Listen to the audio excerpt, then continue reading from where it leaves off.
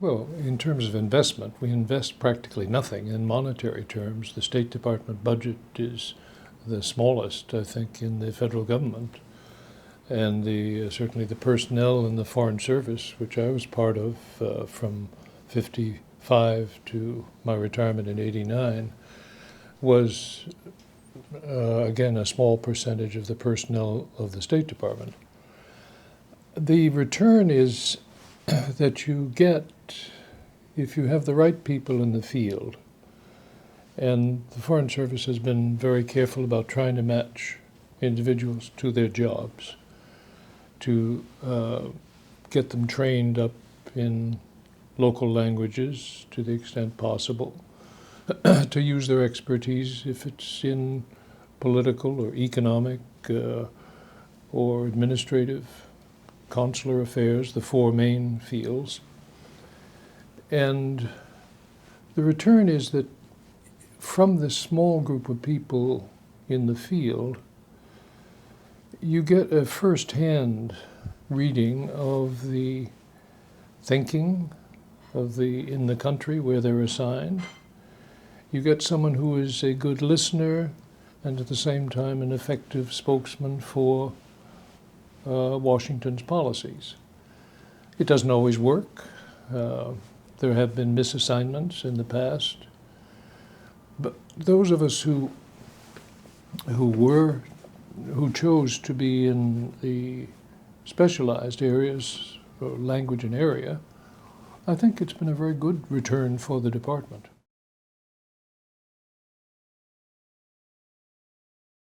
It was a complete accident. I'd done a couple of years of study in the UK after college in the States. I was doing my military service. The draft was on 1953.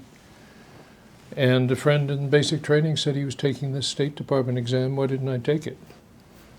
And I had run out of ideas of what to do with my life, so I said, yeah, why not? So I took it and passed with a fairly low score. But they were actively recruiting at that time, 1954. So as soon as I'd passed the exam and had the security check done, I went from the Army into the State Department with only about 3 weeks gap in 55. But it was an accident. I honestly didn't know what was involved. I knew I didn't want to be joining a family business, so I was at kind of a loss.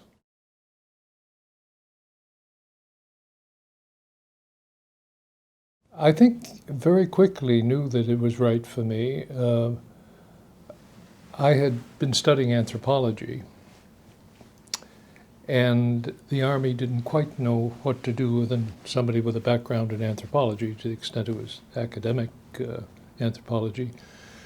So they assigned me to mental hygiene, and I soon discovered that I was not much good at that. And I went into the counterintelligence corps, but once I got started in 55, there was about a 6-week, 8-week orientation program, and then they shipped us out. There was a real shortage of diplomats at that point in time. And I was shipped off to what was then Southern Rhodesia, now Zimbabwe. It was a small office, which was a great way to begin. There were just 3 of us. There was the Consul General, who had been minister in Bonn. There was an experienced economic officer, and there was myself.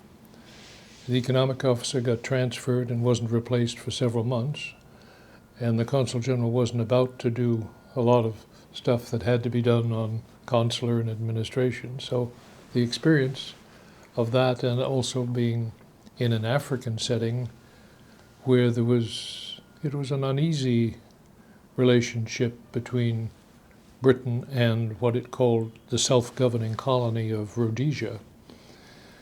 Consul General thought it was best that if any substantive contacts were to be made with the African community, best I do it from the consulate rather than he, who was accredited to the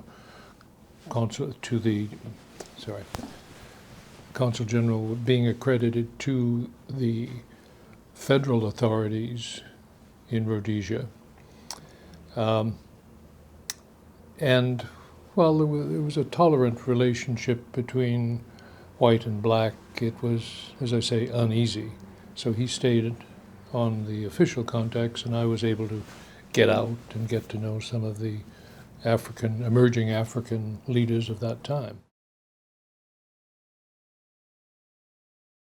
Well, I chose to become a language area specialist and went into Arabic for reasons which were a combination of encouragement from Washington for the younger officers to specialize. They weren't getting people with enough background in Japanese or Chinese, Arabic, from the universities. So they wanted to increase their on-the-job training, and there was an opening in the language school in Beirut. And that was a 2-year commitment. Well, it became an 18-month commitment, speaking of tensions, because there'd been a blow-up in Beirut just as we were getting on the plane to go there to start the course. Language school was closed. The students became wardens, to be in contact with the American community. And I didn't get there till early 59. The tension had dissipated, but it was a warning of what was to come with the Lebanese Civil War, which hit the country in 75. We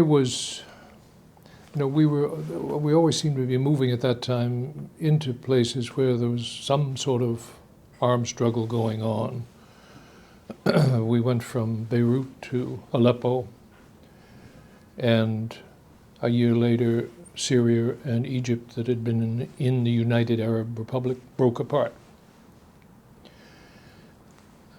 It was with minimal bloodshed. I think there was one police officer who was killed, a young fellow whom I'd known.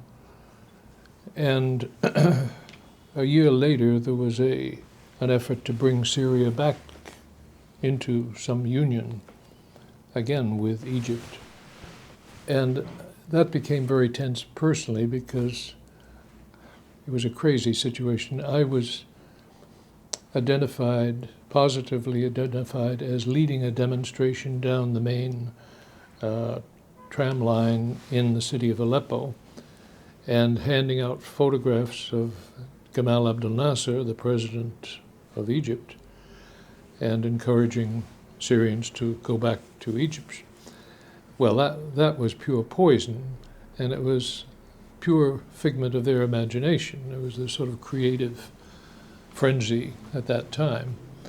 I had been distributing colored photographs about a week earlier at the front of the consulate to some students who'd come over, and the colored photographs were very good ones, very clear ones of Colonel John Glenn, who was the first astronaut.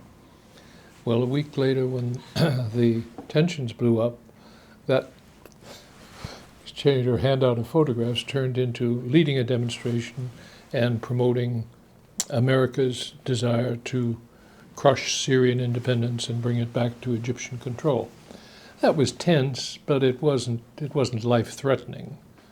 Yeah, but it created a story which dogged my heels to this day. I mean, Syrians will still tell me about. They knew it wasn't exactly true, but and they didn't believe it. They themselves. But it was kind of fun to repeat the story. Fine. It's not much fun if you're the target of a whole city's abuse. Danger. I was in a plane with our ambassador on the next assignment, which was Jeddah, Saudi Arabia. We had the use of the air attaché's plane, and the Bureau of Public Roads came out to help advise on developing the road network in southern Saudi Arabia. Well, that happened to be an area where there was a lot of border tension because of the Yemen civil war, which was going on. So as we flew over or getting near the south, we were positively identified as a MiG-17, not an American DC-3. There's a world of difference in silhouette and everything, but they started firing the anti-aircraft. And the air attaché was on board the plane. The pilot had not had combat experience, the attaché had, so he said, dive towards the anti-aircraft. Well, again, you don't dive normally in a DC-3. It wasn't built for that. And I suppose that was a dangerous moment. Nothing happened. We landed safely, and the head of the anti-aircraft unit was carried off in irons to be judged for his skill in viewing the different types of planes. Then there was a bomb, a couple rows behind me in Manila when somebody was targeting President Marcos. It was a small bomb. Nobody was hurt. It was more of a demonstration of frustration with his presidency.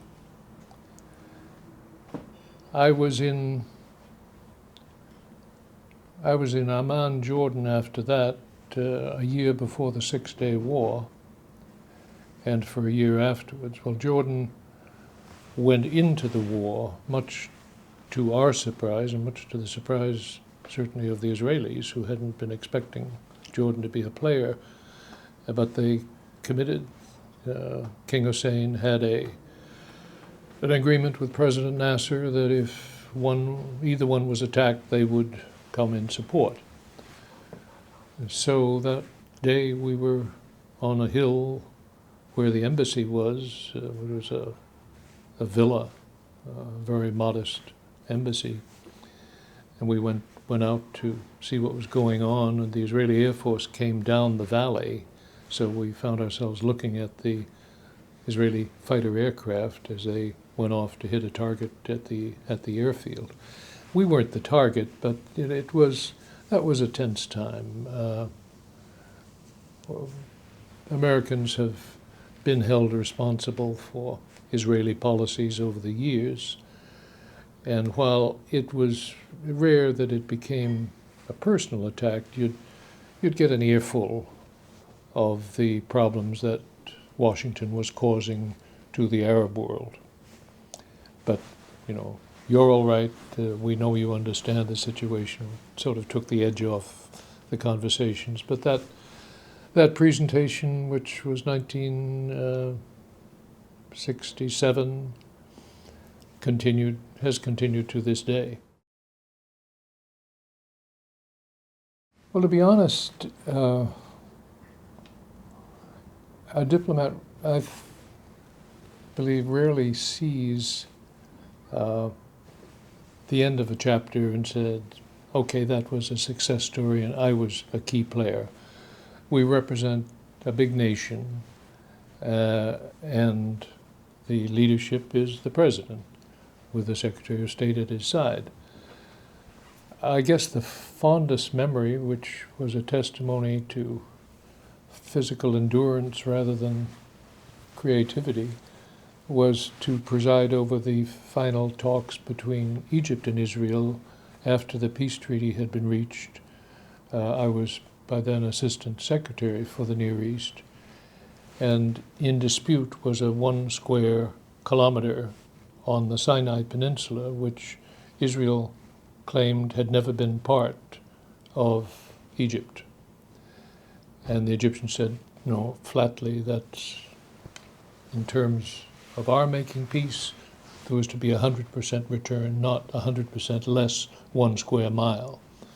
So those talks went on for some months, and the afternoon the final concession was made and the piece of land was returned to Egypt is a fond memory.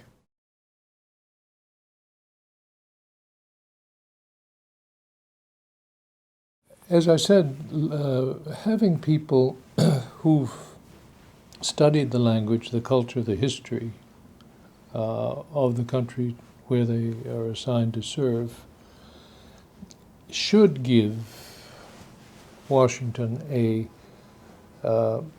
as clear a picture as possible of what another nation is saying, even when it isn't saying it.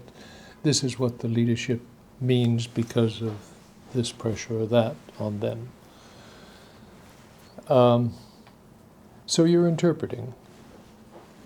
You could be wrong, or even if you were always right, which is never the case, your advice is going to be taken into consideration by Washington, by the department, by the White House, and you may not, your point of view may not be accepted.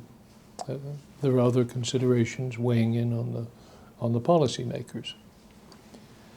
But for a reading of what is going on in that other country, in the leader's mind, there's no substitute for a trained diplomat. I mean, the press, I was very good friends with many in the American Press Corps over the years, and they can go places I couldn't go. They could talk to people I was not permitted to talk to. But you're sitting there in an embassy trying to collate all kinds of information, distill it, and pass it back to Washington. When I was starting, we were writing reports. They were called airgrams. And I was very proud of some airgrams I wrote from Saudi Arabia about the background of the Saudi military, which tribes had come in, which hadn't. Well, I thought they read well, and they were read by people with ample time back in Washington, but in Washington, practically nobody has ample time to read. And I think over the years, that's become more and more of a problem.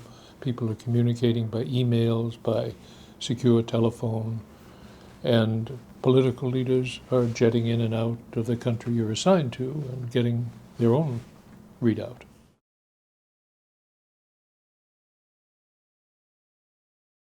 We had some gifted amateurs like Benjamin Franklin and Thomas Jefferson playing pretty important and influential roles at the very beginning of the Republic. I think the Rogers Act and the legislation that came about in the 1920s, making a living wage available so that someone who was assigned to a consulate didn't have to depend on the consular fees that he collected, but he had a salary. And he could specialize, he could get into the area, and as I say, the history, the culture of the area. I think it made a world of difference.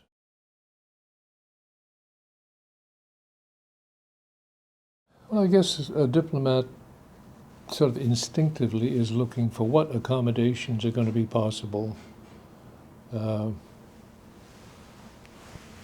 that could avoid the use of force. But that potential, the use of force, is always there, and some would say make sure diplomacy more meaningful, that if you can take an action which could damage that other leader's or that other country's interests, he may listen more closely. And we've been through decades now where even before we were called the world's sole remaining superpower, where our opinions mattered greatly. The reputation of the diplomat is, well, there used to be quoted, he's the honest man sent abroad to lie for his country. It doesn't work that way. If they don't believe, if the people you're dealing with don't believe what you're saying, is your honest view and the actual views from Washington, you're really not taken seriously. So I always felt just be as direct as possible. You might not say everything that was on your mind or everything that was of concern in Washington, but you'd give them an honest picture and lying isn't part of the bag of skills that the diplomat ought to be using.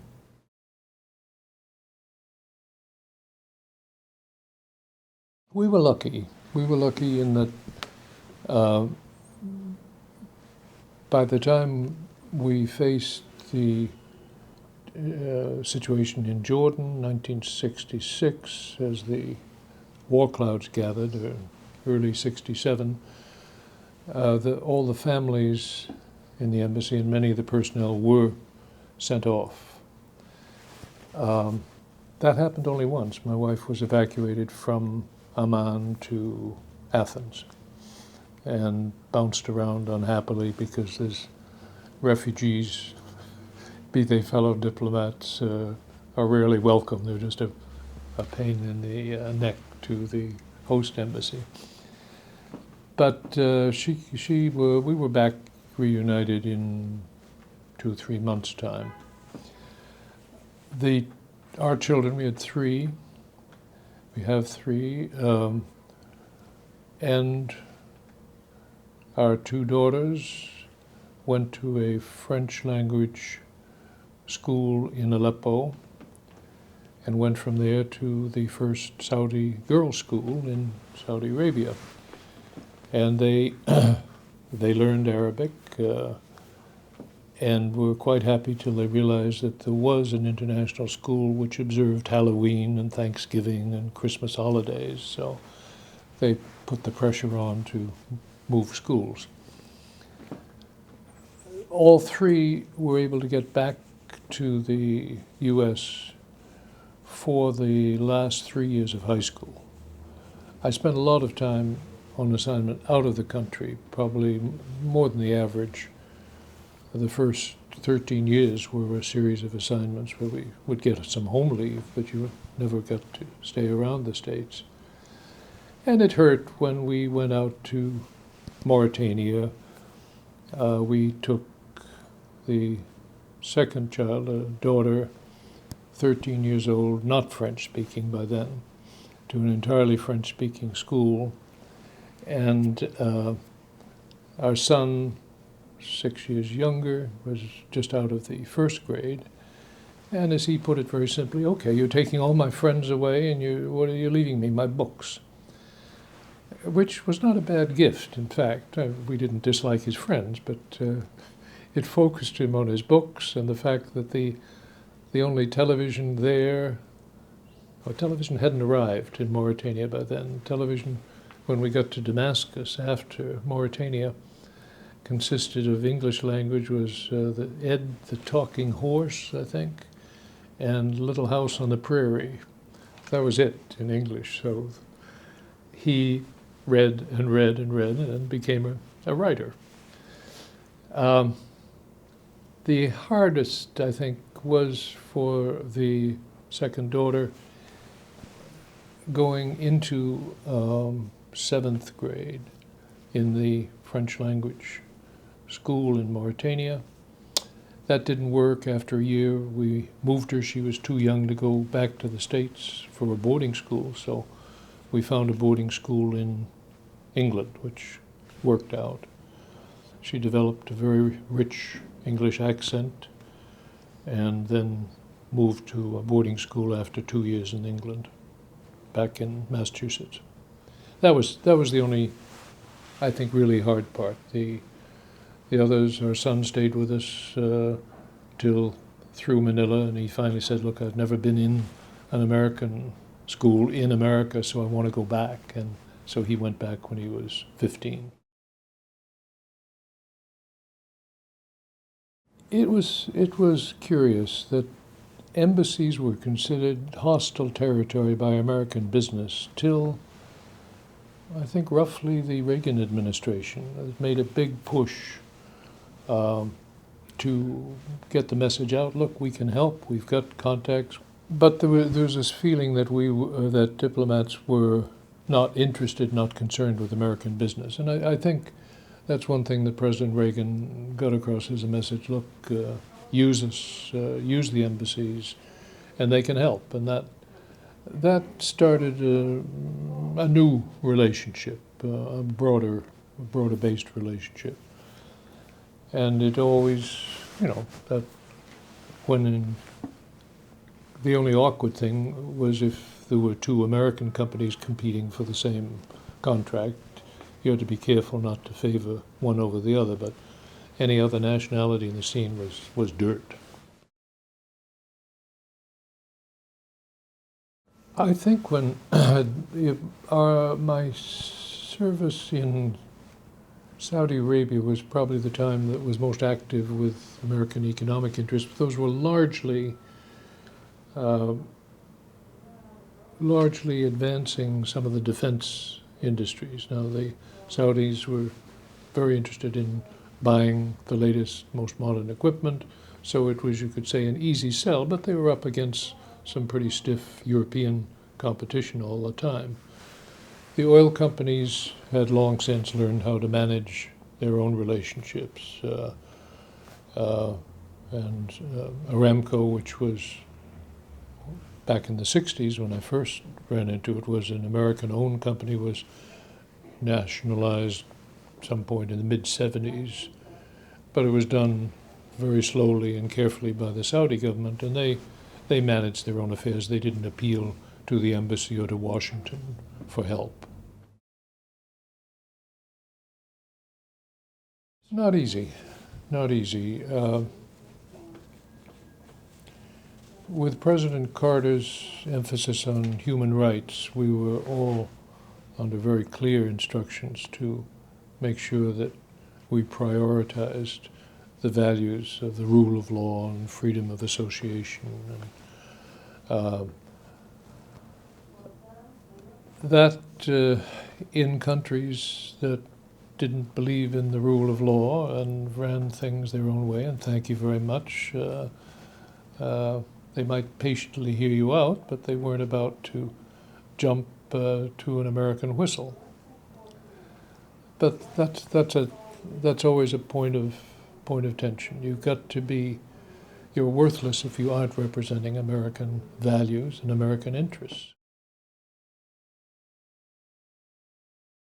My own experience was bilateral diplomacy by and large. It wasn't until I became assistant secretary and worked with the UN from the outside of the UN, but more in the multilateral diplomacy.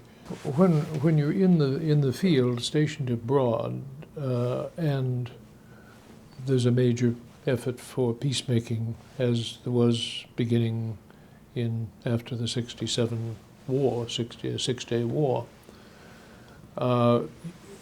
Even in the field, you were trying to develop very close working relationships with the major powers on the Security Council to help move the effort ahead. In many cases, they represented countries that were ready to follow an American lead. In some cases, they were just deaf to it. But your job was, at that distance, that reserve from Washington, to speak to the other representatives, said, this is what we're trying to accomplish.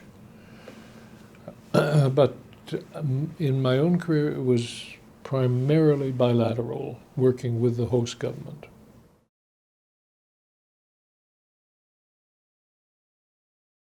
Well, that I think is one of the saddest results of 9/11. The obsession with security that's grown up all over American life, and it's reflected overseas. You visit most American embassies today, and you're visiting a fortress. And if you're in contact with the diplomats, if you politely ask, you get the sense they're tied down, answering questions from Washington, traveling with security. There are some situations in the Arab world where I was most familiar where, yes, they have been targeted. The embassy in Beirut was blown up, was devastated. And they have to take certain precautions. But if you just look at the embassies we built, they're fine. They're very efficient, but the walls are high and the walls are thick, and the host country, or the nationals, don't feel very easy coming in, and you're under instructions very often to watch it. We have reports of a threat, and in the intelligence world you can always hear reports of threats. And nobody wants to be responsible for losing a colleague or being, embarrassment to Washington for getting yourself killed. So there aren't many suicide-prone diplomats.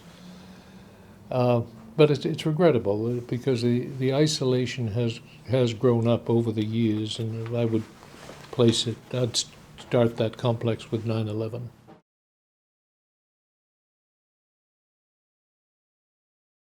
Well, there have been some superb ones. The best political appointees are matched by the best grade professional diplomat. The second-class political appointee is outdone by the second-rate professional diplomat. That's the way I'd put it. The best, though, match. We've had people assigned to embassies like New Delhi who were just world-class people, non-professional, and they did a wonderful job. Some have been an outright embarrassment to the nation.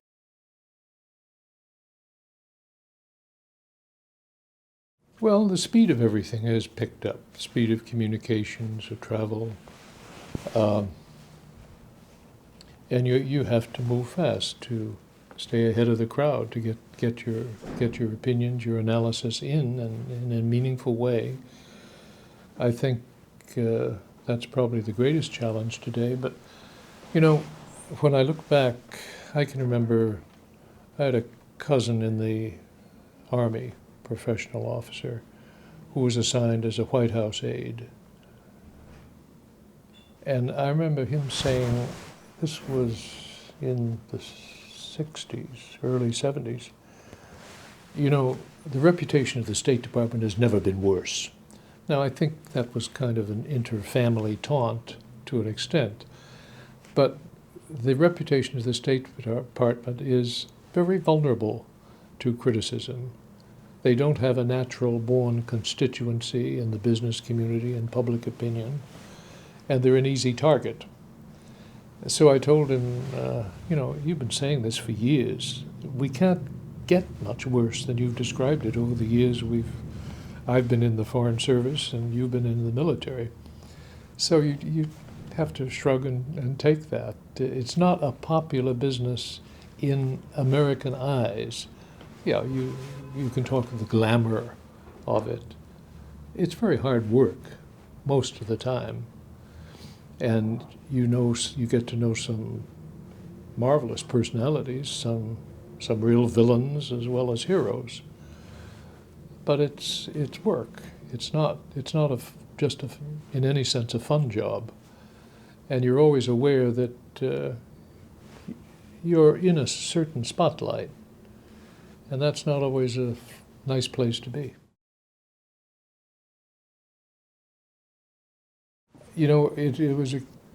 It was just when I turned 40. I think turning 40 for most guys is awkward. And I had been back in Washington for the first time and was at the 3-year point, and it was a question of where I would go. And I didn't think I was going anywhere. I was in charge of a desk, country directorate it was called, in the State Department. And I was called on a Friday afternoon to be told that I should go to the executive director of the department. I said, why? He said, you'll find out. So he had me go up there, and without any warning, the guy says, we want to send your name up to the White House to be nominated as ambassador to Mauritania, which was total out of the blue. Mauritania was much more of an African country, considered that way by the department. I'd been an Arab specialist. And in any case, I was young for a nomination. It was a brief meeting, and he said, come back on Monday and tell me your answer, and it better be yes. Well, I went home and said, that's what I've been told. And she said, my wife said, well, sure, why not? That took me from the low to a sort of giddy high for a few days. And it was some years later I realized that Mauritania in those days was considered a very difficult assignment. And they had already spoken to several others about going there. But it's a hierarchy, as like the Catholic Church, although we don't have quite that discipline. You want, when you start, to end up in a senior position, an ambassadorial position, or a senior department position, and it's a pyramid. You can't. Not everybody's going to make it. So it's a place for, knowing yourself. You've got to know yourself. You've got to know your potential, but you don't always get where you wanted to get. What was it? I think Phil Habib, who was one of our marvels as a diplomat, say it's a combination of hard work, preparation, and luck. And in the department, that's been a watchword for years. Before it turned so ugly in these last couple of years, the bloodshed, sectarianism was, my comparison is to the coals under the ash. They were still alight. They had been through wars of religion or wars of search for power and winning over the centuries, like we'd gone through between the Protestants and the Catholics, and we'd forgotten just how bitter and savage the conflicts such as the 30 Years' War had been. In Syria, even 3 years ago, I was in a discussion on some television panel about sectarian problems in Syria. And the Syrian spokesman, who was not with the government, he was in fact definitely with the opposition, said, we are not sectarian. Well, you scratch hard enough, you can rebuild the fires of the past. And I'm not sure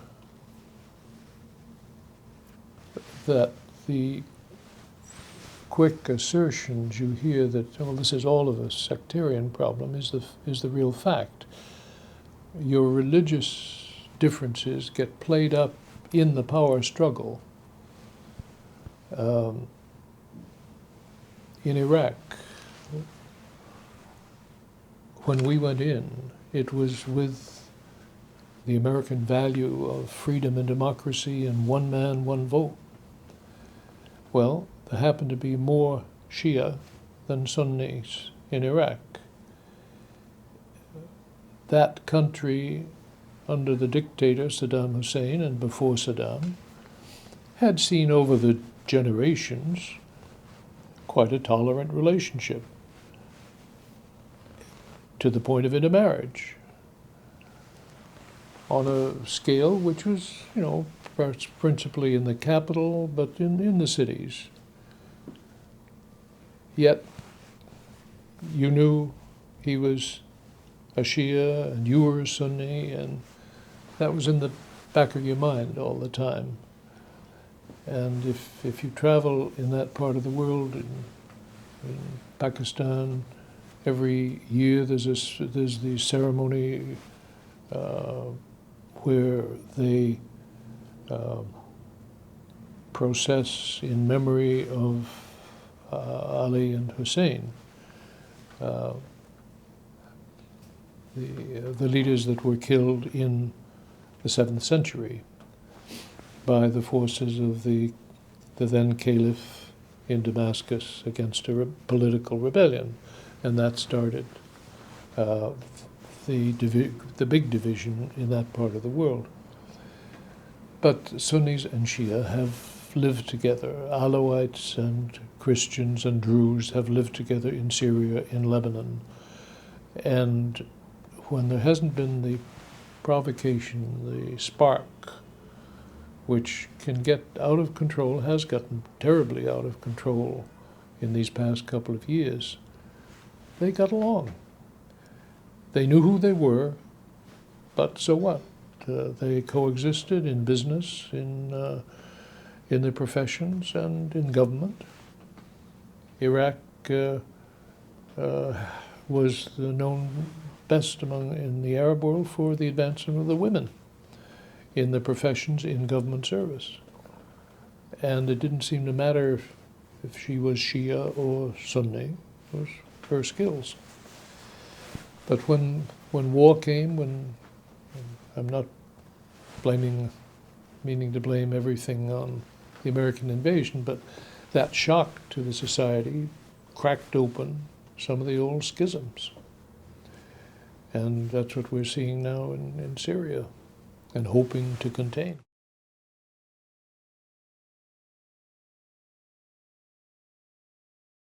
Well, there's certainly a struggle for power. There was resentment in Syria about the Alawites, which is an offshoot, part of Shia Islam. 70% plus of the country was Sunni. But it wasn't, in earlier times it was very tightly controlled, and there wasn't the struggle for power. The struggle for power is out in the open now in Iraq and Syria. I can't be sure, but I have felt that you could laugh at the manipulations carried out by Britain and France at the time of the First World War, Sykes-Picot Agreement, long straight lines on the map dividing peoples, tribes. Those lines, weren't natural, yet they weren't all that far off the mark of delineating different areas and different interests. And I have felt that since, the 80 years of the 20th century, and now we're into year 14, there has been an identity crafted. I am Iraqi, I am Syrian, and I am superior to him or to the other guy. So there's been a growth of a national identity. It depends how long the current fight lasts until people can settle down and negotiate their differences. The lines may be redrawn, but I don't think that's a given. I think that 3 generations plus have created something which is going to endure. And I look at Lebanon, that's been a center of refuge for the various identities over the years. I feel that will endure.